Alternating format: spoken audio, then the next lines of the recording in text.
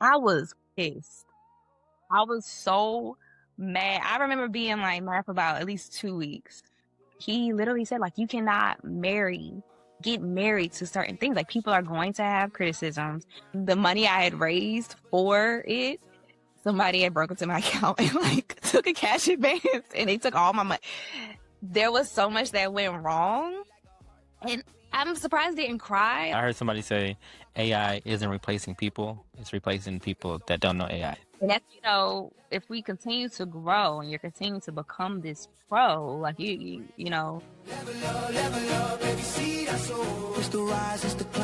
At Goodley Productions, we help coaches, speakers, and brands turn their message into high-quality content that builds trust and drives results. We don't just show up with a camera. We help you plan, shoot, and repurpose content that actually connects with your audience. Whether it's a podcast, promo, event, or social media campaign, our job is to make you look and sound like the expert you already are. So if you're tired of DIY content that's costing you clients, let's fix that and let's create something incredible. All right. Good day, good people, and welcome to another episode of From Good to Pro podcast. I am your host, Lewis Goodley II, and this is the podcast for creatives, coaches, and entrepreneurs, and really anybody in between who's really trying to go from good to pro. And today we have an amazing episode again with longtime friend. I don't know how long we've known each other at this point. It's been well over 10 years now, for sure. And we both started back at Bethune-Cookman University and Cat Eye Network, and we were the core, I guess, crew that started Cat Eye Network. And from your there, original team. Let them know, Louis. the original crew for Original sure. team. Yeah, man. So, and then if you've seen, the episodes or seen the show before, we've talked to Darian McCaskill, who started Cat Eye Network, and when he was talking about finding people who were like him, I was one of the first people he found, and then I went on and recruited some other people, and Kay was in that list. I don't know if I recruited you or did Darian find you first. You did, or you recruited me. I know you asked me to come help at a game, Okay, and after that, gotcha. it was And then it just spiraled from there. So, but hey, but from there, this amazing creative has traveled and all over the place while she was in Cat Eye to Colombia. Done your thing with Content Corral.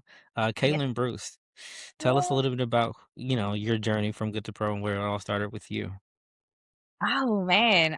Well, thank you for having me, Lewis. Like you Sure. said, longtime Hmm. friend, and um, I almost want to say like coworker, like because we have this, Yeah, we're in the yeah. same world, so it's like we work well together, always have. Hmm. And like you said, Cat Eye really set me up Hmm. for excellence. I would say Cookman really 100%. did. Hmm. I really know. I feel like I always go back to them when I think of just the foundation of where I am today and everything that I do.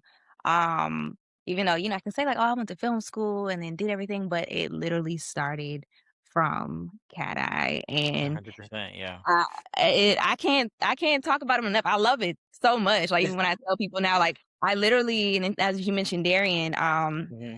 I literally, the where I'm at now, I work with an audio engineer who also went to Bethune-Cookman, and he Mm. did a little bit with Darian as well, and his name is Darian. So it's kind of, and then I have a mentee right now Uh-huh. who's planning to start at Bethune-Cookman in August. So I Wow, that's big time. her to Darian. So I'm like, we gotta figure out Yeah, what kind yeah, he's got some pipeline, some feeder systems going on. Like of he's listen. really put a lot of people on, and we talked about in our episode how our core group was me, you, and then Larisha. Yes. She was on camera talent interviewing coaches, sideline interviews, and she went Yeah. on the ESPN, and she was I think the ACC or SEC, one of the conferences. Yeah. Um, but yeah, but it's crushing it at the ESPN right now. So just from that core foundation group, Mhm. I don't know what was happening in that era, but I think we were the golden era of just creatives because we were doing stuff before it was like Instagram heavy, before social media was what social media is now. So Yes. yeah. I say that all the time. I said to, of course, I'm here in DC, so I'm in the DMV based area. That's where I was born and raised. And so, but I talked to a lot of people from Howard, of course, run into people from Morgan. And Yeah. I always say, I'm like, when it comes to like sports, I swear, like I put it on everything that Bethune-Cookman, or at least Cat Eye Network, started the wave of how things look today. Like 100%. you can't tell Especially me in HBCUs. Especially in HBCU. especially at HBCUs. Like Yeah. you can't tell me any different. I really feel like we started that wave and how Mhm. things look and just really putting on our players and how we used to, work with Tiffany and doing like the Yeah. player profiles and Yeah, no, like those, I mean, we were doing like ESPN quality type of stuff. I always referred to as the ESPN of the school, because we were doing, like I said, those mini docu-series. Like you actually started docu-series down, with the yes. Chastity, right, with Yes. basketball. So Mhm. talk about Mhm. that. Kind of that's how that started everything. Yeah, yeah, and that came from Darian again pushing me. We were in a phase, like you said, we were in that golden era of really Hmm. trying to do new things. At that time, I believe Tiffany, she worked a lot with the football team and was Hmm. doing her spin-off of things. And then I just wanted to see what it looked like to build on the other athletes of the school. And so it was called The Grind. I think I may have Hmm. did like 3 episodes. Um, oh, because they were it was so much work to put into it. Yeah, yeah, yeah. And, it's funny, I remember the first episode was, yes, with Chastity and with, Larry Brim, and then I followed Mm. it's more of a day in the life. It's supposed to be day in the life, series where you really Hmm. follow the student athlete because I don't think a lot of back then, I don't think we got to see that. Yeah. Just knew these players, but we didn't know like their every day. We didn't know what it was, what did they study and what it was just like in their average day. And so, Hmm. yeah, that was and it's funny. I think that was my first like baby that I did. And it really set me up for where I am today because what I learned from doing that, meaning the constructive criticism. I remember doing True. Yeah. something that I thought was I was like, oh, this is the best thing. I did that. We shot it, edited, and I turned it into Darian, and he was like, this is wrong. Move this here. I don't like this there. Yeah. And I was pissed. I was so mad. I remember being like mad for about at least 2 weeks. And he knew it. Back then he was a little younger, so it's always funny seeing him more in the boss era now. Because back Yeah, then yeah, he yeah, yeah, yeah, for was sure. other trying to coach us. And Hmm. so I just remember being so mad. And he literally said, like, you cannot get married to certain things. Like people are going to have criticisms. People Hmm. are going to talk about, what Yeah. they like, what they don't like, especially if you're working for someone Hmm. they're going to, give you things that you have to change. And you can't 100%.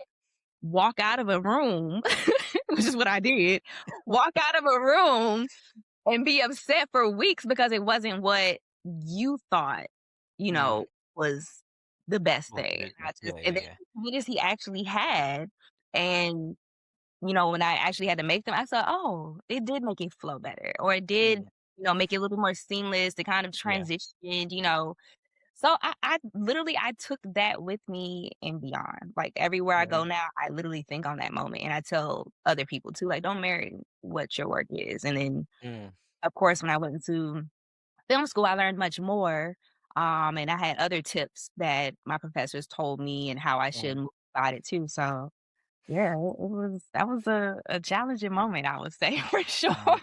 So you feel like Cat Eye helped you, like, set you up to go to film school? Cat Eye definitely set me up. But what actually pushed me to go to film school was so of course after I graduated in 2014, um, I ended up interning with the MEAC, which is the Mhm. Mid-Eastern Athletic Conference, and that Mhm. was also just that stemmed from Bethune-Cookman because I Right. met someone who was working there. Her name is Cecily Tapoya, Mm. and we became friends, and she helped me get an internship there. And I was tasked to do a different kind of video, and so I tried to do my same, process that I did at CAT. I was like, "Okay, I'm watching, ESPN, trying to figure Mhm. out, how to do different things." And I was watching Creed literally in Creed, and Creed, the first one, and they had a continuous shot, like a one like continuous shot, no cuts in it. That I was like, man, how did they do that? I was like, and I tried to figure it out, and I'm like, oh, I can't figure out how to do that without like making cuts, or I'm like, it has to be. And I literally studied it, and I said, okay, maybe there's more I need to learn. So that is what put me into going, because it's like at the time I just thought I was going to be in collegiate sports for probably the rest of my career. I thought I was going to go to collegiate sports and ESPN, HBCU, going to NFL films possibly, but that was a side I thought I was going to be on. But literally having an idea and then not really knowing how to go about it, because even though, like I said, Bethune-Cookman and Cat Eye, like we were really great at what we did. We were very like media heavy. We were very communications, news style heavy, and that was really new. And so trying to go about a more, I guess you would say, more cinematic way was something that I just wasn't familiar with. And so I didn't know where to start. And so people find it funny. I know I meet a lot of people, a lot of filmmakers who are like, oh, Spike Lee. And then they name all these big name directors. And I'm like, yeah, I just like Ryan Coogler's screen. My kick was Ryan Coogler. Like, I love him. Of course, now, but that beginning of like knowing his films, and I was watching them, and then it was just that literally particular shot. And I was like, man, how do I do that? And so that, I started doing my research and went on to try to figure out how to go. That's fire. That's fire. I think Cat Eye really established like the foundation, like Mhm. made it like pretty solid foundation, kind of who we were Mhm. from a skill set standpoint, but then also to your point earlier, just like those soft skills of understanding how to take constructive criticism, Mhm. and move on and just go ahead and finish the edit. I was interviewed somebody the other day, and he was just saying, as far as when students come in and get criticism, like be okay with notes, like Yeah. come in kind of prepared, for Mhm. notes. So that way Mhm. when you kinda get your feelings hurt a little bit, you were kinda expecting it, Yeah. kinda soften the blow a little bit. Yeah. Um, so you go in and be your own worst critic. So that way, people aren't just staring you down and you're like, "Oh, well, I was already married to the idea." Then to your Mhm. point too, like, don't be married to your Yeah. final edit and your final idea. Um, Mhm. 'Cause I think ultimately whoever's in charge is in charge. Mhm. So Mhm. just go ahead and listen until you can create your own thing. Yeah. So, yeah. And even if you're the one that's in charge, like you just said, like I was going to say this maybe a month or so ago, I was on this panel, and I was basically thinking like, yeah, don't marry the project, but treat it more so like it's your child. You know Mm, how they say like raising a child takes a village. You mhm. have a Oh, partner in it, and so you get few things here and there while you're raising this baby of yours. that's And good. even in when I was in film school, one of my professors, she was, a filmmaker as well. Mhm, And she always said there's three sides to a film. You have the one you wrote, mhm, the one you shoot, and then the one you actually edit in post production. So you have your pre-planning, you have your production, and then you mhm, have the one that you actually edit and it goes off, which is why there's like director's cuts and everything, because the director may feel like, oh, I liked it being 4 hours long and I want to put it out there to see mhm. versus Yeah. the 2 hour film we got in theaters. And so that's something else I always take with me too, because man, when I say I had so many challenges, Mhm, especially with my thesis film, Normalcy, which was that went off, we won some awards with it. It did really well. mhm, But the things that I ran into, and it's everything, and I would go back to them. I'm talking to Darian, like, don't be mad, don't get married to it. And I would talk about what that's she said, good. like, hey, there's these things. So, and I can give an example with that particular film. I remember writing it, and, I had a lot of back and forth because, again, it was my thesis. So we had to go through a whole process. It was a lot of back and forth with my professor. But then when it got into the production of it, I was like, okay, I got everything solid. There was supposed to be like a fireworks scene. I met with, pyro. I met with all these people. And then Mm, literally week of shooting, I think it snowed really, really bad. And mind you, mm, this film was based off of a hard of hearing. Well, he's supposed to be hard of hearing, but ended up being more of a deaf swimmer and just his challenges. So again, I tried to blend in my sports world at the time with Yeah. my film world. And Mhm. so it was about a swimmer who was deaf and his challenges of trying to fit in this normal world of Mhm. his sport. And I actually had a deaf actor. I met with him. He Wow. went to UDEC University and he actually swam. He was a swimmer. So I was Wow. kind of like, oh, like the stars are aligning. Like it was pretty awesome. Yeah. But the week of the guy who was supposed to have my fireworks scene, he like didn't answer the phone anymore. He wasn't answering. So we had to figure Wow. a new plan. It snowed really bad. And so because it was a swim, like, it was about swimming, I had a lot of underwater scenes. And so the Yeah. equipment that we had ordered for like our camera, it snowed, so it started to get delayed. Oh, man. Um then the money I had raised for it, somebody had broke into my account and like took a cash advance and they took all my money. Oh, man. Literally, there was so much that went wrong. And I'm surprised I didn't cry. Like I didn't really cry about it till like the very end. Like I was being very like, okay, Uh-huh. like this happened. Okay, Yeah. cool. Interpreter that I was with, she came but then thought that it was only a 2-day shoot when it was really a 3-4-day shoot. So I had to find a whole new interpreter because Wow. I don't know how to do my ABCs. I don't really know. I don't know anything else. So I was like, I can't spell every word to him. I can't spell every No. word and write it down. Oh, man. So there were That is so many hilarious. challenges, but at that time, I really had to think of like, okay, well, how do I pivot? Because I can't just say like, oh, it's not happening. I can't do this Yeah. anymore. Like it's still one is my thesis, so I have to finish it. And I Mhm. knew I had a plan for what I wanted it to look at like. So I just had to keep pivoting and changing and doing this and that. And so you have all that happen, and then I had to go through the post-production process of it, of editing it. And there was still some things that I didn't add in. I was just like, okay. Actually, Darian edited it for me. Darian was the one who edited it for me. Oh, And nice. because he has his own music background, so he did some Yeah, music yeah, yeah. for me, and then a lot I had to do with sound because again, this was a deaf actor and I wanted that to be felt in the film. So yeah, it was honestly, I look back on this, I'm like, I don't know how I was getting through it, but Nah, yeah, you you definitely learn. push through, like, I think and to your point, like, just being at Bethune-Cookman, it makes you just push through, like, okay, Mhm. we're gonna either find a way or make a way. Mhm. We're gonna make it happen somehow because we didn't have a lot of stuff at Cookman.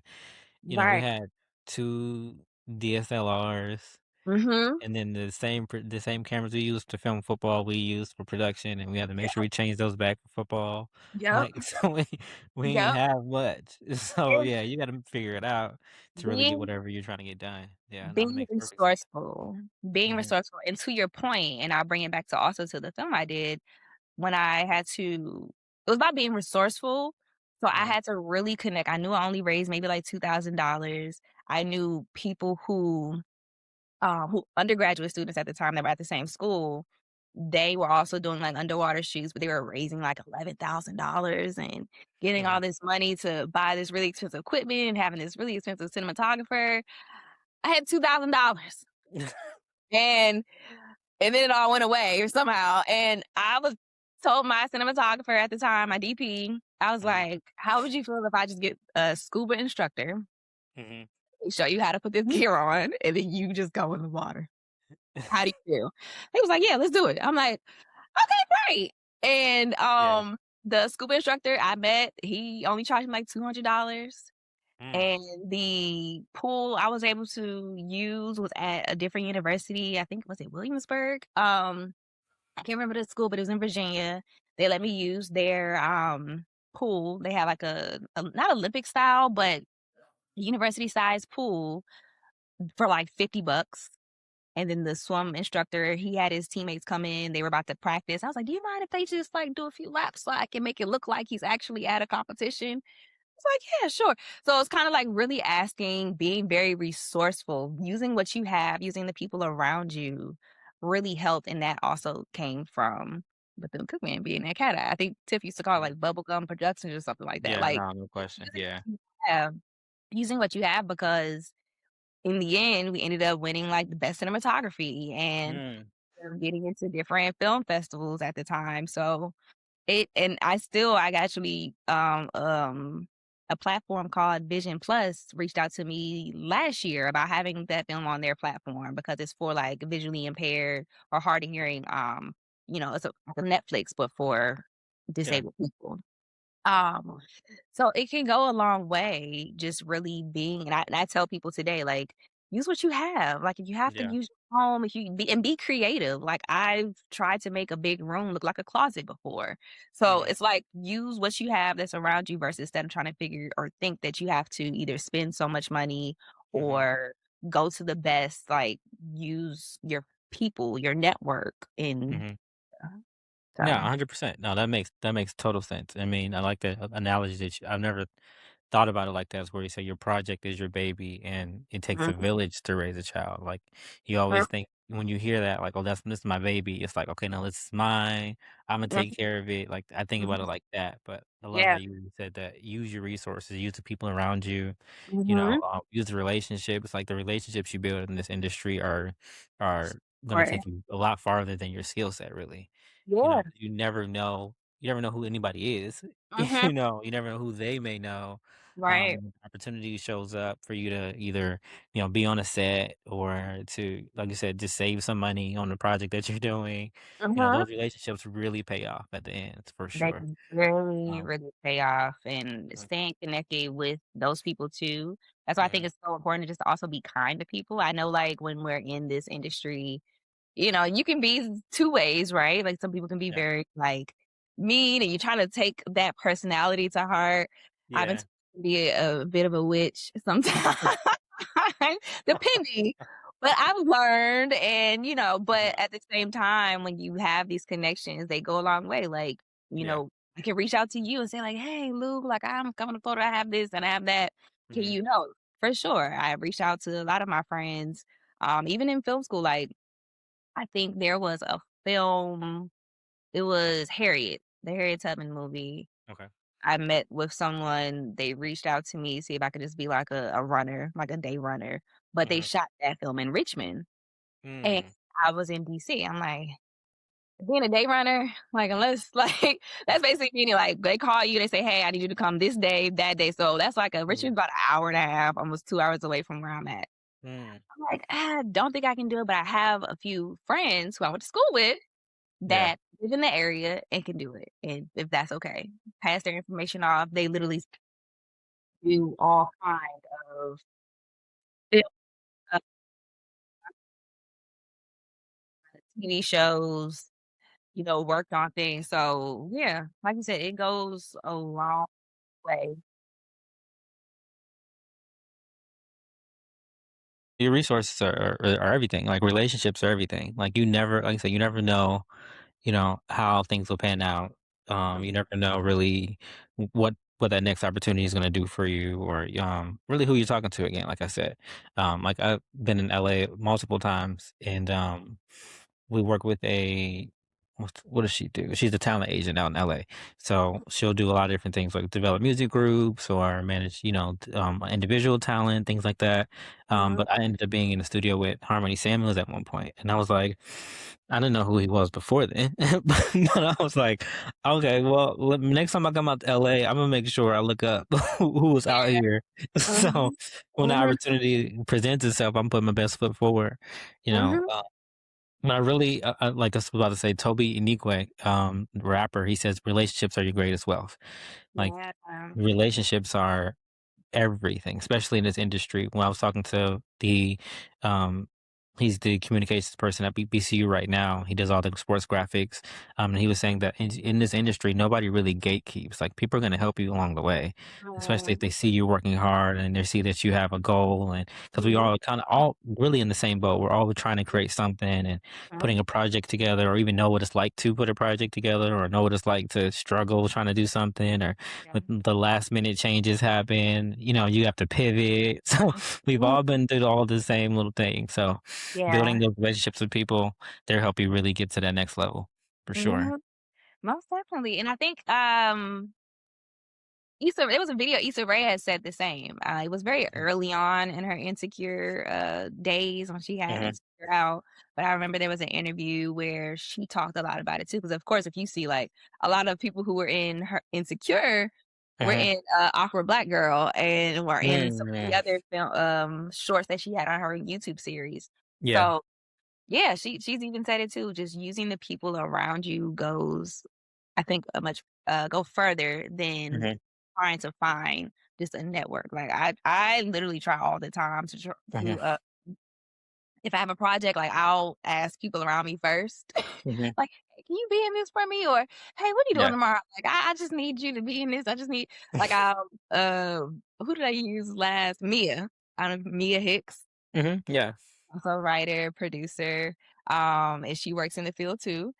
Okay. And she's I had her she was basically the model in a sense. Like I had her, I think, in 2 films or 2 or 1 films I just did, like little short passion projects, just Mhm, using people. So like we said, to your point, using your resources, using the people around you go much further than mhm. anything Yeah, then else. you could even imagine, honestly, for Mhm, sure.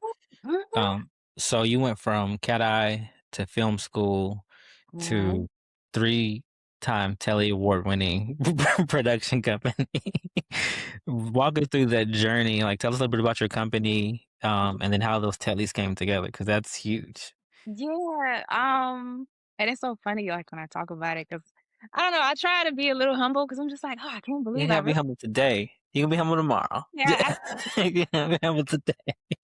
but yeah, so really, the Kopi Room really started as co-founded with me and my sister, Mhm. Olivia, who she's an artist, Okay. a painter, but at the time, but she also got her degree in communication, so she does a lot of graphic, a lot of animation work, Mhm. and we always. I don't want to say we always, but I feel like we always knew that maybe one day we would come together and start a Mhm. company. I don't think we knew how or what that was going to look like. Yeah. But, maybe the year before COVID happened, so it might have been, like, 2019, Mhm. a friend of mine, he just needed some help. He's a chef in the DC area, an executive chef in the DC area, and he really just needed some help with this, idea he had. He was just trying to make, like, little videos of himself cooking at home. And Gotcha. then we one day started talking well, I was helping him, like, giving him some tips, not really doing anything for him, but giving him tips, and we decided to talk about the show. What his idea was, which was called What's Really Good. Like, so basically where he's cooking something. He's like, I don't want it to be like, your average show like they have on social media where I'm just telling people how to cook these things. I'm just trying to show them what I'm cooking and telling them what's really good about it. And so I'm just Gotcha. like, very cool. And I did a little trailer for him for the episode, and then he told me the style. Like he asked, like, "Do you think Liv could draw like a little sketch of things of that nature, like how we can work that in?" I was like, "Yeah, let me talk to her because she may be able to do something like that." And so we started doing a few episodes. I think we did about 2 seasons. First season may have been like maybe 5 episodes. As Gotcha. you know, when doing these kind of content creation, because that's basically essentially what it became was this Mhm. content creation for a person. It can be a little difficult, especially if because each person has to carry their own weight. Yeah. Um, if you're working with a business, that business has to tell you exactly what it is they do so you can better help them Yeah. create this content that they're looking for. And so, Absolutely. Yeah. yeah, we did a couple episodes and then I forget how I stumbled across like the Telly Awards and I just submitted to them with that series Mhm. and we literally walked away winning silver. And it was like, oh, okay, and Wow. at the time, I don't think I knew how big of a deal it was. I was just like, "Okay, this is pretty cool." I told him like, "Hey, Mhm. we won a Telly Award like, for Yeah, your it's big time. show." Um, and even before that, though, the name of our company just started to grow a bit. A lot of people in the area wanted that same style, and I think our niche at the time was because we're two Black sisters working together that have not only just the video side, but we can give you animation as well. So we worked with esthetician who wanted to have that quality of animation to her content. We did a anime opener, like it was a show opener. I think this girl, she was doing like an anime podcast show. Oh, wow. They wanted like just an opener for it. So we did that. We did several things, and then it started to grow a little bit differently. We started getting more clients who just wanted the video aspect of it. So right now the company is mostly, we work with, originally I would say, was working with small businesses. Mhm. We learned very quickly that just like a production company or any company starting up, when you're starting a business, you're kind of starting from scratch. So you don't really know who your network is. You don't really know like Yeah. who's doing your content. So trying to say like, I want this, but I only got about this much to pay and I don't have this much time. Yeah. I don't have this much time and Yeah. it's like, okay, well, I need you all to have at least like 4 hours of the day, or at least give me a Saturday where I can come in just 6 hours. And it's like, well, I gotta do this. So we learned very quickly how that could be. So now that when I'm approached by smaller businesses that are just starting up and they don't know where they want to start, I just encourage them to start somewhere. Like try to, post a bit from your phone, post to see like what your viewership looks like. Yeah. The biggest, I want to say Lainey, Lainey, she Yeah. has Melissa, and she talked to me very early too before she started doing everything. And she's like, I really want this, I really want that. I don't, but maybe a year after that, she just started like posting her own stuff, like recording, posting it, figuring out her logo. She already had all of that. And then her viewership and all her followers started to grow. So now if we ever got into a space of like, she's like, okay, I know what it is that I want. I know this is where we're going to go. These are the kind of videos my followers like to, just having that conversation, I think is, Yeah. and so we still work with businesses, but it's become a little bit more on the larger scale. We have worked at basically the whole full circle with working with the MEAC. So basically a full circle with the MEAC. I think my first introduction with it was when now Commissioner Sonia Stills, she was actually applying to be the commissioner, and she asked me to do her cover letter video. And so I did her video, and then she ended up becoming the commissioner of the MEAC, which I believe she's the first woman to be a commissioner of the Wow. Minister Conference. That's big And time. it was very big time. And so after that, we partnered with doing a lot of their in-house videos. So they had Hall of Fame videos that's being shown during the basketball tournament. She had a few other small videos that they wanted to take care of. So our company started to do that as well. And then the presidents, they have a yearly meeting, and the presidents decided to do a new commercial that highlights not just the sports, but also highlights the school as well. And so Cecily Tafoya went back to working with them, and they brought me into the conversation. We literally talked out the ideas and everything that they wanted to do. We started planning, I want to say in July. In August, we actually started going to each campus. So we traveled for about a few weeks to each campus. We started, I think, South Carolina, and then made our way up. And and then we actually did the commercial, and it released in October of 2022 or 2023, I believe. And I ended up submitting that as well. And it's so funny, like when you talk about being your biggest critics, because I know you did that earlier. And I was kind of just like, okay, I think it's like, I hope it's really good. Like, oh, it's pretty decent. I think it's doing well. And I sent it over to Commissioner Stills, and she called me back and was like, girl, like, we love this commercial. So that made me really happy. And then, we submitted it to Telly and came back with winning a silver and a bronze. We actually won. I want to say we beat over, I think the Titans submitted something. 'Cause Wow. they show you, like, your category and, like, Yeah. what you're winning over top of and, who got gold, who got silver. And Yeah. I would say for the silver category, because I put it in, like, 2 different categories, and in the silver Mhm. category, I wanna say we won over the Titans, and then it was another, like, large school, like, D1 school. So that was Mhm. pretty awesome to see, like, okay, like, we're Yeah. there. But yeah, and then since then, we've just been growing. We have Mhm. shifted, a bit. My sister, she still is a part of the company, but she does a lot more on the painting side of her career. And then Mhm. also because we've been so video heavy, it's just Mhm. been more in that avenue. So Yeah. yeah, but that's how we got there. And it's been a journey. I'm not gonna Mhm. lie. It's been a lot Yeah, I of can imagine. yeah. So Restless night. what do you feel like it was like that pivots where, like when you were saying, like talking to small businesses versus talking to bigger brands and things like that, like what was that shift? I know you were saying like you would give the smaller brands advice, but you were like, okay, why do I need to make this shift to bigger brands? Like, was there a moment to where you were like, okay, I need to make this shift because XYZ? Um And I won't even say it's a complete shift because I still work with smaller, Okay. brands. I still work with smaller businesses, so I Mhm. won't say like a complete like I just said, "Oh, I don't wanna do it anymore." Mhm. But I do try to, market ourselves to larger companies simply Mhm. because not only just, the some larger companies may come with their idea already set, they may come with their budget already set, Mhm.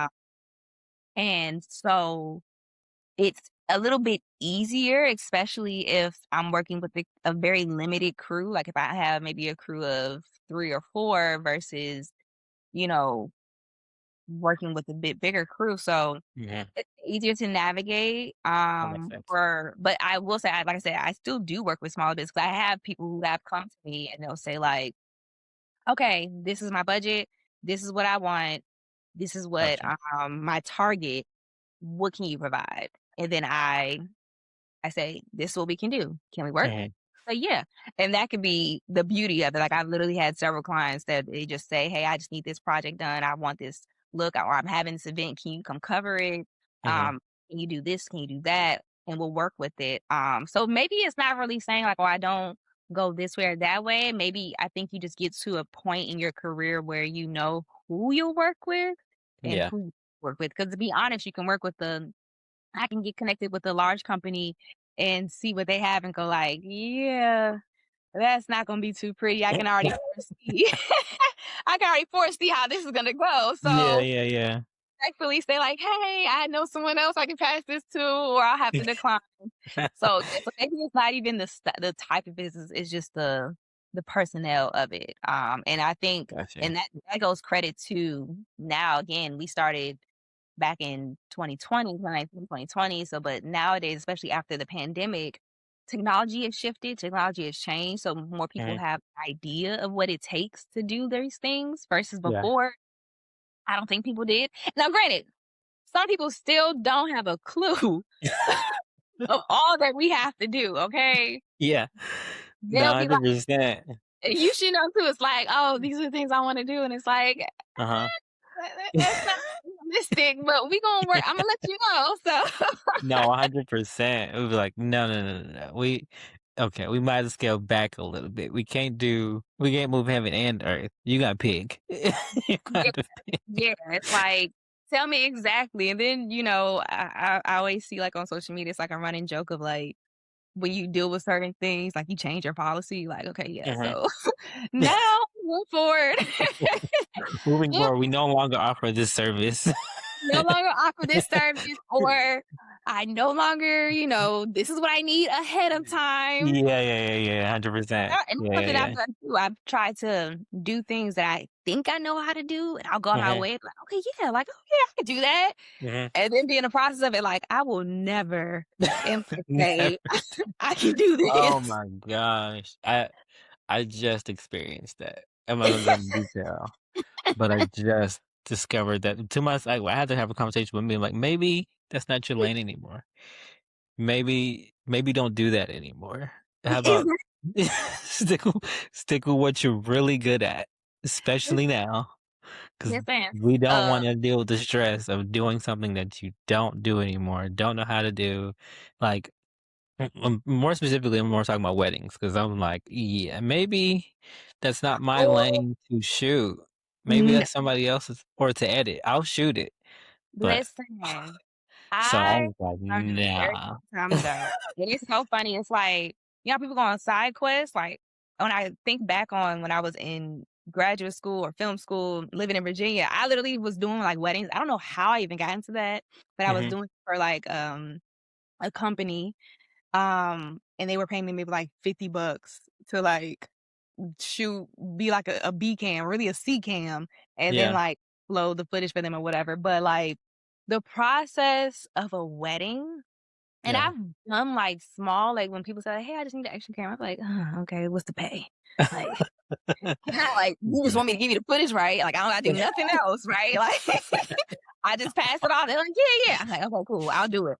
Those are the But days. I'm like, yeah, let me be a second shooter sometime. Just weddings are, and that may be the first like real big money that I made. I did a wedding for a friend, and I did it with Tiffany. Like I called her, I'm like, hey, because she was Mhm. living in Virginia at the time. I picked her up, and Gotcha. we drove to DC and did this wedding for a friend, and I put it on a DVD. Like I don't even know how I get. Like how crazy is that? Like it was Wow, just so. that was a minute ago. It was a minute ago. It was literally like it was like 2014. No, not 2014, maybe like 2015, 2016. So it's like, why would I put it on a DVD? Like, what was happening? Like, that's how I know my mind Yeah, no, just, I shot a wedding, and then I did everything I said we were gonna do in the contract, like put a recap of the wedding together. She was like, where's the full video? I was like, what do you mean, where's the full video? I was like, we didn't say we were gonna like shoot the whole ceremony. She was like, okay. I was like, why do you have attitude? We didn't oh talk my about God. that. See, and that's why you have to go. Now you have to go to your policy Yeah, so I was like, up front, just to be clear, but this that is was like, what to do. yeah, that was the first wedding we actually was like, all right, we need to have a contract. Well, so we had everything laid out, all Yeah. the stuff. But then she was like, It it was was supposed like, to be originally a 5 minute video. I was uh, like, you know what? We got some great footage. It ended up being 10 minutes. I was like, we're uh, gonna give her more than what yeah.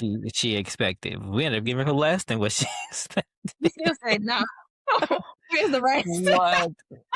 So the weddings and music videos, I'm Oh, good. I'm yes. good. I, No, I'm, I've done intimate weddings. Like I'd rather do like it's just you, the person, maybe a few friends and family, and the officiant. That's it. We did yeah. that in Ohio, which it ended up being really really cool because it was they wanted to have the wedding in the park, so it was Oh. just like a nice little park wedding, and then it ended up like snowing really crazy, but they still Mm. ended up having the wedding in the snow. So I was like, oh, these pictures are amazing. So some of those photos are on my Instagram. If you want to Ooh. follow me on Yeah. Instagram at Goodley Productions, check out that wedding. But it was that was when I was like, oh, I'm doing intimate weddings. I'm not Mhm. doing these big crazy And weddings. Yeah, they're no. all day. Yeah, Like and it's a it's long day. They don't feed you. do you have to ask, like, can I get food? Like, Can I then get they a plate? Oh yeah, 1 second. Give me 1 second. yeah, No. you gotta wait, like, and that has to be in the car. She was like, no, y'all have to feed me. Like they put you in the bag with the kitchen and they're just you back there trying to eat Yeah, you get in a bag and then something oh else. And y'all can get this. And it's like my back's hurting, my feet hurt. It's so much. It's an all day thing. When I tell you, I give it to what's the guy? I'm sure you've seen him, the guy that's on Instagram that does like the weddings. They're like beautiful. Like he shoots them as if they're like a full, maybe like reality TV yeah, style. and I've been seeing them shoot like little testimonials and stuff recently. I'm like, They're okay, beautiful, but I'm like, I like that, but it takes a dang, big crew, I feel. And two, 100%. it takes a big crew and a lot of creativity, a lot of manpower because I'm just like, Hmm. Yeah, I, I've only I, now I'm only shooting weddings for friends, like close friends and family. That's listen, it. Once it's I was like, I'm out. Okay, just do your thing. Perfect. right. Yeah. Oh, I've told my friend I used to tell my friends a long time ago, especially after I experienced the wedding. I'm like, "Do not hire me for your wedding. You can hire my company." I said, and it's the time I didn't have a company. I was like, "When I have a company, hire the Mhm. company, and I'll bring somebody Yeah, yeah. I'll at your send somebody, yeah. My wedding." uncle actually said, he was That's like crazy. "Yeah, we get married," and I was like, "Do you mind if we put the crew together, or do you want me to actually shoot it?" Just Yeah. just for clarification. No, need the Yeah. clarification because no, No, sir. 100%. No, stay in your lane. Do what you really do well and Mhm. maximize it. At Goodley Productions, we help coaches, speakers, and brands turn their message into high-quality content that builds trust and drives results. We don't just show up with a camera. We help you plan, shoot, and repurpose content that actually connects with your audience.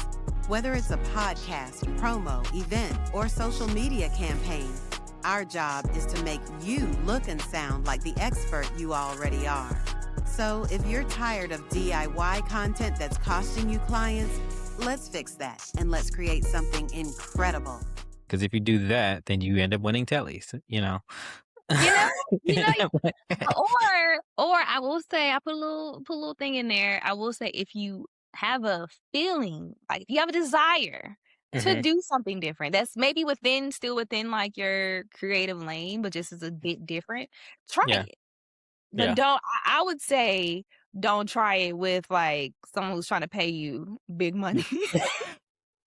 or even or even just paying you at all. Like Yeah, yeah, yeah. try, try it with a friend, try it with someone Try that in you're your like own time. 150, like I want to test this out, you know, Yeah, yeah, make it clear that you're trying something new. Yeah, do yeah. that. And then if you're really good and it's like, oh, that wasn't that bad, Mhm. then by all means, go Yeah. for it, add it to your website, add it to, all the things that you do Mhm. and go from there because Yeah, I listen. used to practice some stuff like slow-mo shots or, do some stuff with the gimbal, like vortex shots or, reveal Mhm. shots. So I do a lot on my own, and then I'll Mhm. shoot like the client stuff like regular, and then I'm like, well, let me try something real quick. I don't know if it's gonna work. Let me try it. And then I'll do the slow-mo shot. I'm like, oh, that's amazing. How long you been doing that? So you practice on your own, act like you're just trying it in the moment, and they're gonna be Yeah, like, man, he's great.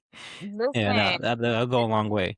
Yeah, I think another like for me, something that I feel like I've had a passion for, but it's always been a little difficult to try to really do, but I still like try my hand at it Mhm. is like the production design. So building like little sets, Okay. building out, just random things. And I've done it. So like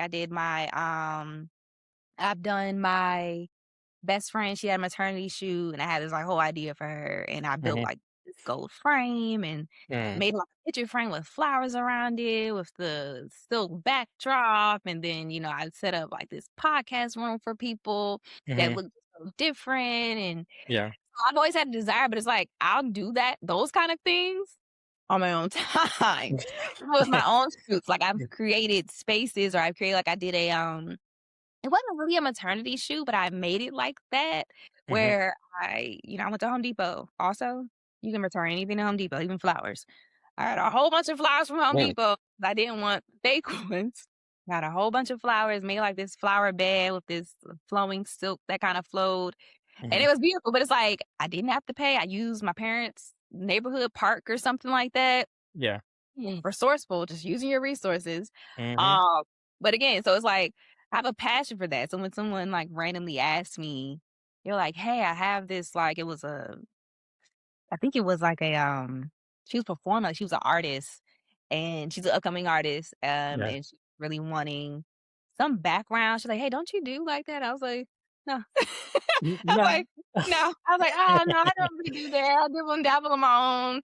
Like Yeah, until yeah. I'm cool to say like, I built a business or it's Mhm. a of my company where we can do these things. Like I'm getting close. I'm not gonna say I'm not. I'm getting close where I'm learning a lot now, especially in my current regular 9 to 5 job.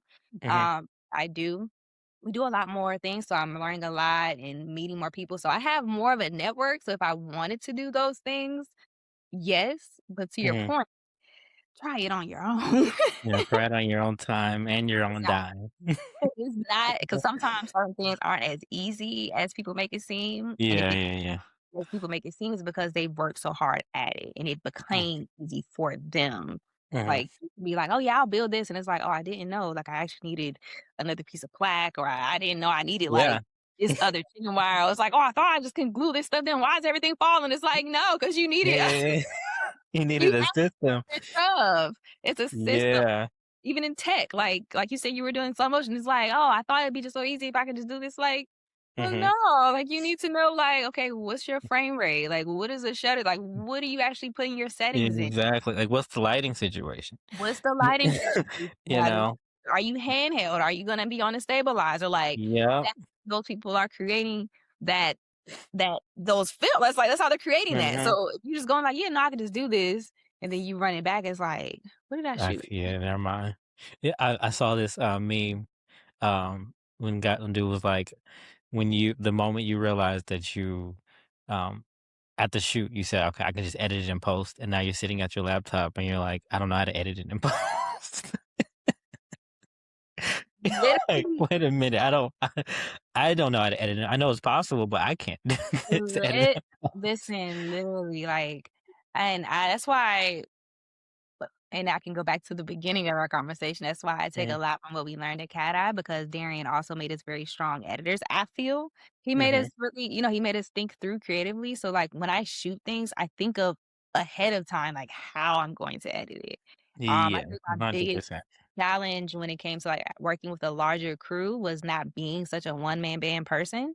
And so having to like say like, no, this is like taking what you have up here and then actually like speaking it out, saying this is like what we're gonna do, this is how the shot is gonna be. Like actually telling them how it's gonna go, because when you know how something's gonna be in editing, especially if you're like, oh, we can just fix it in post. It's like, no, I can literally confidently say like, yeah, we'll fix it in post. Versus Yeah. fix it in post, and then you in post and you're like, oh, this is bad. Now, granted, so it's a caveat. It's like, now granted, I've been in situations where I'll sit and be like, that did not turn out the way I wanted. Like, what happened? Like, it'll be fixed in post, but it definitely won't be fixed the way you thought it was the gonna be. way you originally thought it was going. I'll fix it You might have to somehow. pivot in post. You know what? Maybe we just cut the scene. You want to? It never existed. Maybe I'll do that. It never happened. Like, what are you talking about? No, that didn't. No, we didn't capture that. Like, I'm going through the footage. I don't see it. Like, oh, I missed a deleting. Something happened to the card. Like, I'll make something up quick. Okay. Oh my God, the card. It got corrupted. I don't know how. This has never happened. This has never happened.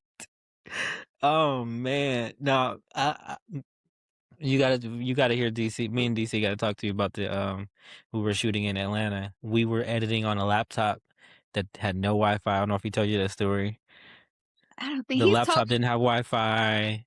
Our hard drive crashed midway through the whole thing. It was a reality show we were shooting for a week, going back and forth to Atlanta from Montgomery. The hard drive crashed, and I was like, it literally did. So we told the lady like, we don't know, the footage is gone. The hard drive crashed, and I was like, man. So in those situations, you have to learn, get it back up.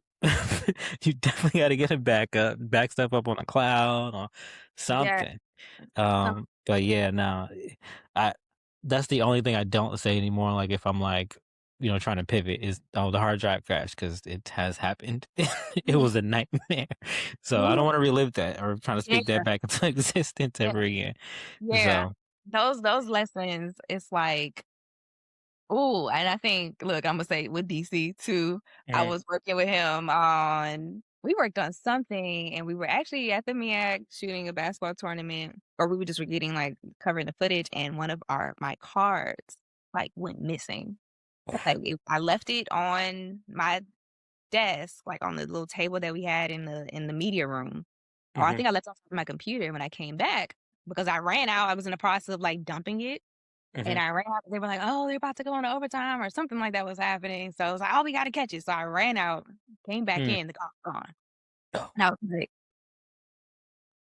and so, I'm going, okay. And so I'm telling him, and I'm like, so there's also some other footage on there that I didn't. that I didn't actually dump. So But real quick, in those moments, like, are you professionally panicking where it's like, all right, I'm calm, but I'm actually furious on the so inside, or no, so I think, and this is only from what I've heard people say, like I've heard someone say like, "Oh, you handle things very well under pressure." That's so getting that's their perception of where I'm at. I'm like, Mhm. okay, awesome. Cause really I am like reeling, like I'm freaking out. I'm like trying to figure, I literally was digging through the trash, like in the middle of the stadium, going through the trash. Yeah. Did I accidentally throw it away? Like, did I drop it? Was it in my pocket? I mean, come to find out, I think somebody had come in because there was some like passes that were missing. Mhm. I think somebody was like just stealing things. I'm like, why would you steal an SD card? Like, it made no sense. But Who steals it's SD cards? also Yeah. SD cards. I mean, granted, I think it was like it was a big card though. So one of them expensive cards. I'm like, I mean, I guess Oof. if you work in media, you like that helps them out. But I'm just like, but at the time, for me, the lesson was one, always be prepared for my shoots like the next day. Mm. So whether if that's even if I get tired, having to stay up just to dump the cars, just to have that hour of Yeah. is real because you never know what you may format. You never know 100%. what Oh, is man. gonna happen to a card. You just don't know so many things. So it's like just leaving Yeah. certain storage sitting like that.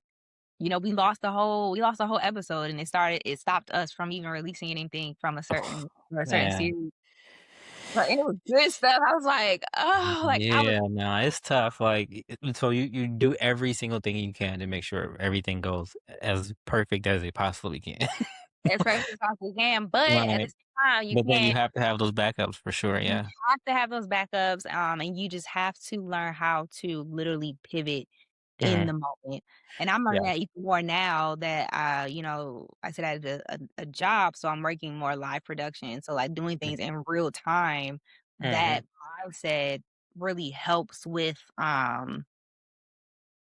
time, like when things happen in Yeah. real time. Like Now we didn't even touch on what you do oh, currently now too at the church.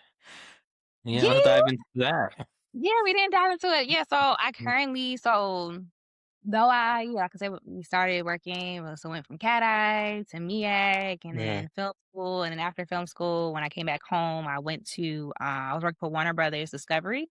And I worked for Okay. them for about 6 years. So I was doing a lot of technical editing for like the first 4 years. And then I went on to do production management or production coordinating for international side of Warner Brothers for another like 2 years. So in total, I was working for about 6 years. Mhm. Uh, then I wanted something different. I want Yeah. to get back on the field. And so I applied to work for a church, or sometimes I'll say nonprofit, but I worked for a church Mhm. full time as their production director. Nice. And that has been a journey in itself. I've been working for them Nice. 2.5 years now. Mhm. I do mostly everything live production. I mean, it's very interesting seeing this side of church, which is why sometimes I try to tell people like, oh, I just do a lot of live production for nonprofits, which is still Mm, that because now that I'm in yeah. the field, we do so much more and I've connected with other people and Gotcha. um I have other coworkers who do things outside of the church and do things for different people. So Mhm. it's been a journey. But seeing how, you know, large these productions can be, and Yeah. I and it makes it weird to say production or saying like, oh, but I try to view it that way. I view it as a Mhm. business still. Still view it as we have a run the show. I go through a briefing. I Mhm. go through, I work with a team of at least 15 on the video and audio side, and maybe another like 5 or 6 that work in our like pre and post show studio. So in total, Gotcha. maybe about 20 people every Sunday, and it can rotate at times with different people. Mm. So about how So big the church, like about how big is the church that you work at? Like, so the church itself, I think can fit about 15 to 1,700 people on an wow. average. I want to say the max amount of members that have been there since I've been working has been in the 900s maybe. Mm. So give or take. And then of course you have online. So can't really, Gotcha. that's a number within itself. And so Yeah. that's the same thing though. I work really hard on trying to translate what's happening in-house to ensure that it's happening online. I think, Mhm. again, COVID and the pandemic really changed a lot Yeah, 100%. when it 100%. came to just tech and media. And so you having people who are watching church at home or watching Mhm. your live services at home versus going. So Yeah, learning 100%. And everything that's it's happening. funny because, like, we started in Cat Eye together, and then we ended up, 10 From the years same plus place. later doing the same thing because 'cause I'm the media director at my church and Yes. social media director, so doing the Mhm. exact same thing, making sure the online experience is, kinda equivalent. Yeah. We call our online members our heroes, which is Hope Everywhere remote and online partners. Mm. So you guys can be a member of our church in Mhm. another state. Yeah. Um, so yeah, Mhm. that experience is definitely key, like, cause It's yeah, cause definitely they're key. experience church at home. Yeah, they are, and to people who are working, like, I've been in a process where I've interviewed, certain people I need new, for part-time positions and or volunteer positions and full-time positions, and so I've interviewed a few, and I actually try to, correlate it with sports, like I Mm. say, because it reminds me of that so much. It's the high energy, very high pace, trying to. Yeah, yeah, that's true. So for me, I tell people it's like I kinda view it as like a sporting event Mhm. sometimes because Yeah, I'm yeah, and I'm yelling and I'm like, "Hey, what happened here? What happened there? Like, yeah. why was that mic put out there? What happened to that mic? What's going on on camera? What's going on?" 100%. Yeah, yeah, yeah, yeah. So so I related to that. So it's funny. So like you said, we're being in the same space. It's like we Mhm, started in the same space, but I relate to them as the same thing sometimes. So mhm. but it's definitely been a journey, and it's expanded so much of what I know now and how I operate. I think each avenue of my career has literally set me up for where I am now and where I will be in the future. And I take something from everything. Like I just said, when I'm working for Warner Bros. Discovery, it's like I being a technical director, or I'm sorry, a technical editor. Mhm. Oh, I can't watch TV to save my life. I can't watch TV, I can't watch movies. I mean, I do, I watch them, but it You it's can't it turn it off. I can't turn it off to the point my friends are Man. watching stuff with me, but Mhm, it's sharpened my eye for today. So when we have certain promos that run for live, like before they go on, like it can be like just a flash frame of something that nobody else. I'm like, take that out. Like, can you go back? Can we mhm. fix this? Like, hey, can you go ahead and fix it? I know it's a little tedious, but I just need that fixed because this right here is going to bother me if it's seen like that way. Or I'll be like, oh, hey, why is this camera? Why do I see this light in the studio? Can we tilt down there? Is way too much headroom. Can we bring this down? Mhm. Some Yeah. it's like everything that I've learned in the past is basically helping or shaped like who I am today. Yeah, So 100%. I always tell people, like, I learned the basics, and I've just been mastering the basics for 10 plus years. Just do those same basic things, over and over, just even down to just setting up a tripod and basic yeah, headroom, and yeah. then you build on to your white balance and all those Mhm. things. Like, because what Mhm. I've seen just commonly when up and coming videographers, the white balance is always shot. It's either really blue or really Yes. orange. So okay, Yes. well, let's work on white balance, guys. Let's fix Yes. that. Let's work on these basic things. Yeah. Because when people see my stuff, they're like, "Man, you're crushing it." I'm like, "This is just the basic stuff personified." But now when I learned about lighting, that's when things really changed for me as far as Mhm. learning where lights should be placed, key lighting versus, not Mhm. versus key Mhm. lights, rim light, hair Yeah. lights, The lights. Yeah. the directional light, like all those things really Mhm. will really bring out whatever you're shooting. So people are like, Mhm. what camera should I start with? I'm like, it really doesn't matter what your light situation looking like. That 'Cause part. lighting will That just part. maximize a really low end camera and make it look like it's a cinematic camera. It will. It You know? will. Lighting for sure. And then, like I don't say I cheated a little bit, but I did it just slightly by starting with Sony. Like, because they're so great, like I use Sony because they're so great You at low did a light. little bit. Like, hey, if you can, No, if you 100%. Sony is afford, actually pretty good. I love Sony. And I'm just like, even if you can't afford to get the camera and your lighting situation, go for a Sony. Get you a nice little 100%. I would definitely agree with that. Sony. They're a little on the expensive side sometimes, but if you're gonna try to buy, they're great in low light. You don't have to worry about so much noise and things when you're trying to bump up your ISO because they're just so good. So yeah, like I said, I think I cheated it just slightly. Now, maybe we can do an episode with unpacking gear because I think learning and understanding your gear is everything. Because that's before you upgrade. Say just okay, what camera should I get? Okay, what do you have now?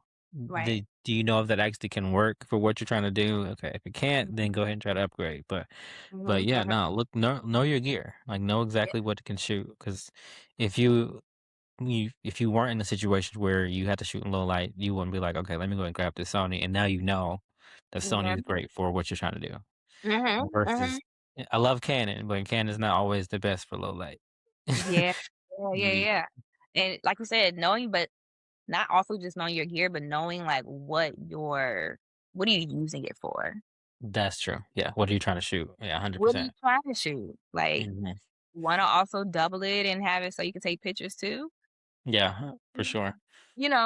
Or are you trying to do documentary style things? Are you just mostly film style? Like, what is it that you're trying to shoot? Are you just trying to run in? Is this like gonna be like running shoots where you just come in and you just want to point the camera around and have it on autofocus the entire time? Yeah. What are you trying to shoot for sure?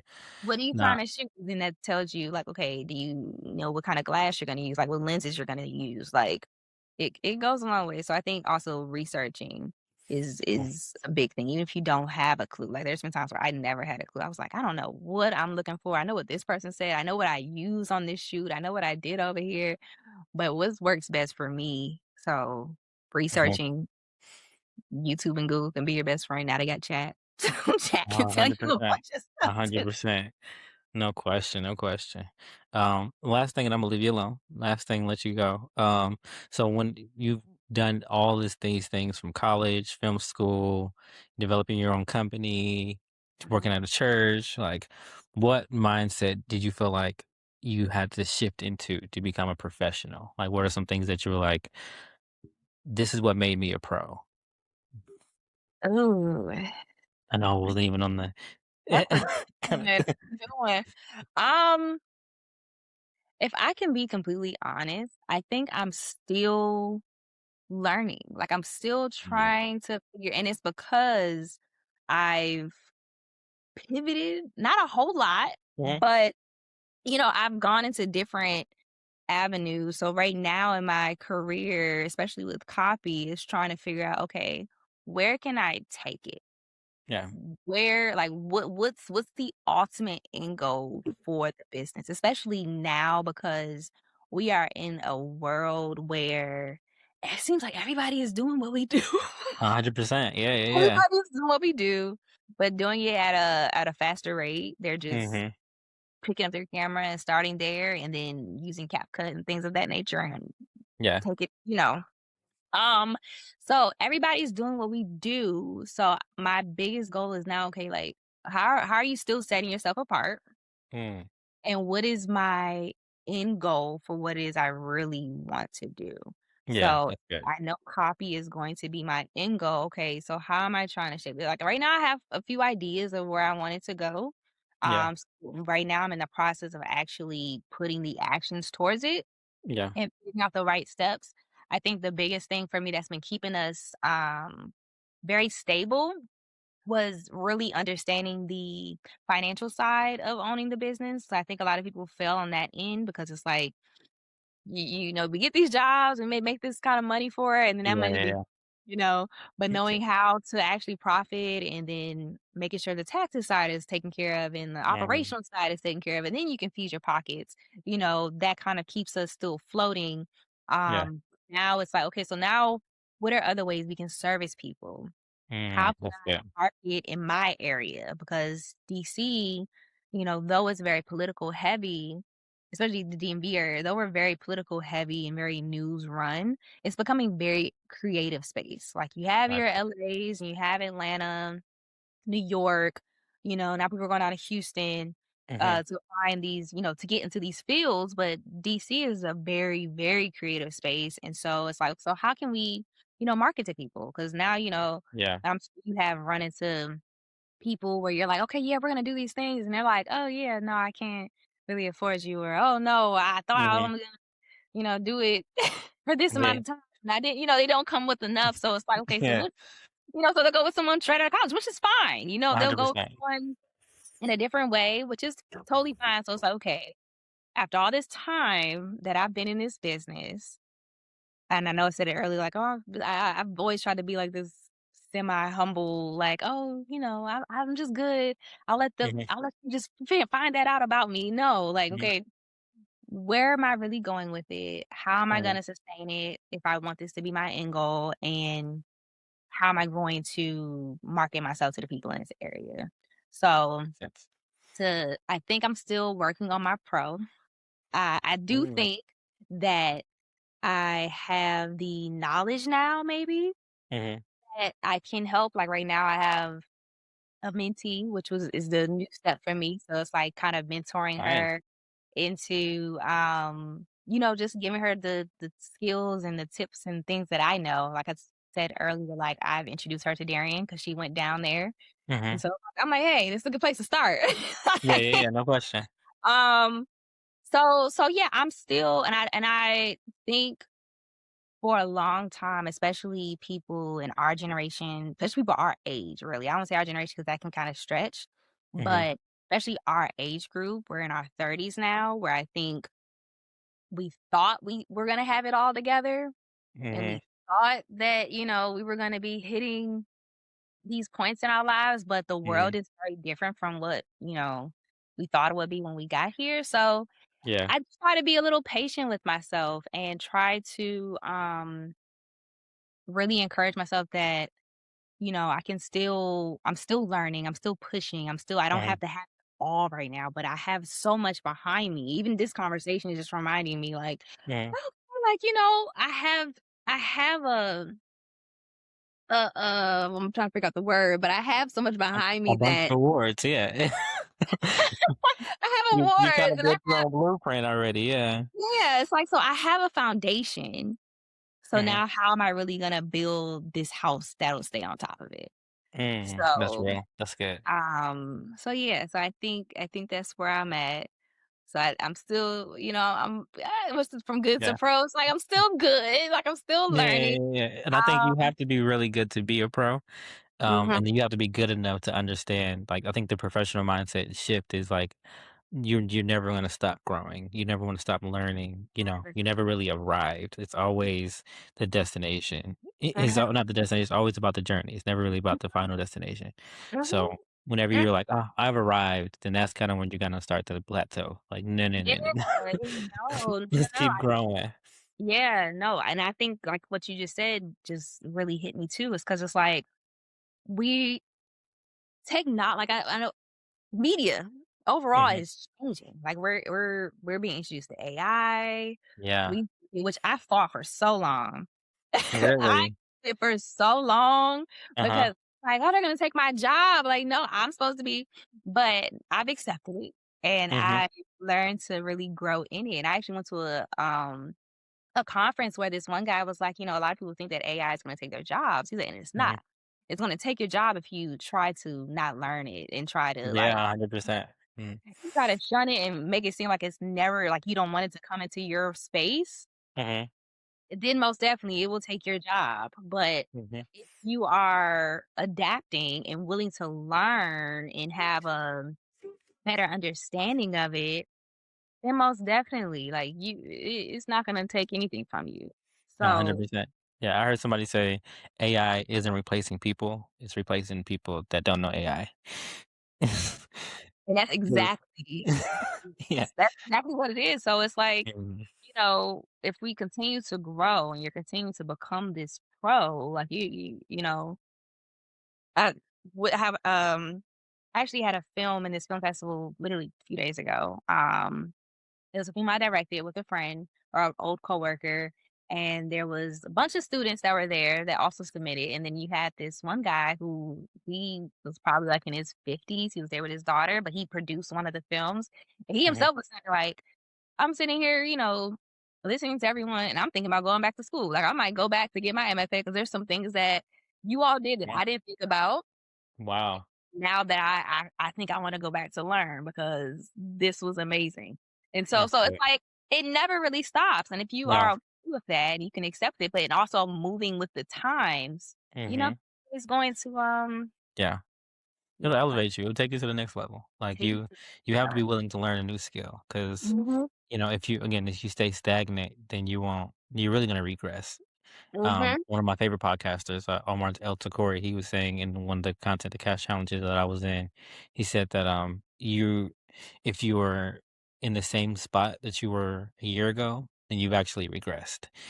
Mm-hmm. So because you haven't moved, the time has moved, but you Yeah. haven't. So you're actually back. You're actually not doing anything. You're not making any progress. So if you're always looking to at least try something new, like take a little bit of step forward, learn a new skill, read a new book, Mm-hmm. listen to a new podcast, and then apply the stuff that you learned in podcasts. Because that's the thing. Yeah. We hear these podcasts and we're like, okay, that was good. And then if you don't apply it, No, shit. then yeah, you're not gonna go far. You're Mhm. gonna stay in the same spot and you're just gonna learn all this. You don't have all this knowledge, and then you do nothing with it, and it's pointless. So, Exactly. Exactly. Yeah, education never stops. And I hmm think, and that's if I could tell myself that in high, like my younger self, that it was like, girl, you can go to college and you're gonna be done. But no, yeah, education never never stops. yeah. And College was actually the start, really. When you think about it. when you think about it, right? Yeah, That's a good point. College is yeah, actually the start of what you're learning for hmm your future. yeah, And not just like what like the major you're studying, but just like hmm life skills, hmm which is why I even push people to go away to school. Like I think hmm I never thought me going away to school would have such an impact on me, but it really did. That makes sense. Being from this area and then going away to Florida, it was kind of like, what am I doing? Yeah. But it left a lasting impact on my life, and yeah, like you said, it's really the start of Yeah. No, your 100%. educational journey. Because you're in a controlled environment, that you can mess up, learn from other people. You're learning how to collaborate with other people. I Mhm. always tell people now because of AI and all the things, like a lot of the hard skills aren't necessarily are there aren't I won't say they're not necessarily to learn, but all those hard skills of doing stuff is the you don't have to learn spend so much time learning those hard skills. But those Yeah. soft skills of like communication and, showing up on time and Mhm. meeting Mhm. deadlines and like all that is going to be still important, even more so Real because now you important. can do stuff a lot faster. Mhm. Okay, the Mhm. deadline Mhm. has changed because now you Mhm. can get it done. Yeah. So, And like you just said, like communication, that's something I've really learned when it comes to AI. Is like I used to feel like chat and all that was such a cheat, but it's like honestly, if you really know how to communicate what you're trying to do mhm, and what you're looking for, whatever project you're working on, how you can mhm, better explain it, they can do it and a lot quicker. But if you don't have that skill set of like, okay, I mhm, know this is a story. Here's the story. exactly. Here's my shot list. Hmm. Here's how I want it to look. Help me create this. If you Yeah. don't know how to do that piece, if you don't even have the idea, you're just like, hey, I want this to do that. Hmm. Like, no, not enough context. What's the detail? What's the goal? What are you trying to do? What is it trying to accomplish? What are What you trying to if you got Yes. colors, let's do that. Like, the Yes. more input you put, the better the output's gonna be. Yes. And if you don't have that like intellectual skill of Hmm. what it is, then it's like you said, you're gonna fail. So Yeah, or look like everybody else's ChatGPT flyers. So yeah. Lit- that's another that's another that's a But whole nother thing. another chat part, I'm like, now they have like motion and things. It's like at first, Yeah. I get it. Like it's kind of cool, but this is all y'all want? Like, get a graphic designer. Like, what in the world? Like, okay. Yeah, yeah. Oh So, my but God. get it to a certain extent. Like you're in a pinch, you don't have the time to get somebody. Like trust me, because we've done it. Like I've done it with my announcements. I've been like, hey, I just need a. For sure, for sure. But again, the more context you put in, the less it'll look like everybody else's. So if you know how to use it, oh man, you're good. Yes, But if you yes. don't, yeah. But no, I appreciate your time for sure. This was great. This is It was it's good. marked the longest episode we've done. So Oh my goodness. Well, I hope it was good. Look, I'm like, I hope it was good. I hope I wasn't just rambling and just talking. there was probably a little bit of rambling there, but I think we got to made the goal. You know, I think we worked out pretty good. But no, I appreciate your time. If you have not yet, please like and subscribe to the podcast, and so that way you get notified whenever these really great episodes come. Thanks, Kay, for your time. How can people contact you and your company? Yes, so we're on Instagram at thecopyroom.com. Oh, I'm sorry, at the Kopi Room. And then our website is thecopyroom.com. That's the best way to reach out to us. If you need anything, DM, you can contact us on our Gmail. It's thecopyroom@gmail.com. So yeah, that's where to get us. All right, perfect. And we look forward to seeing you in the next episode. Until next time, peace. Bye.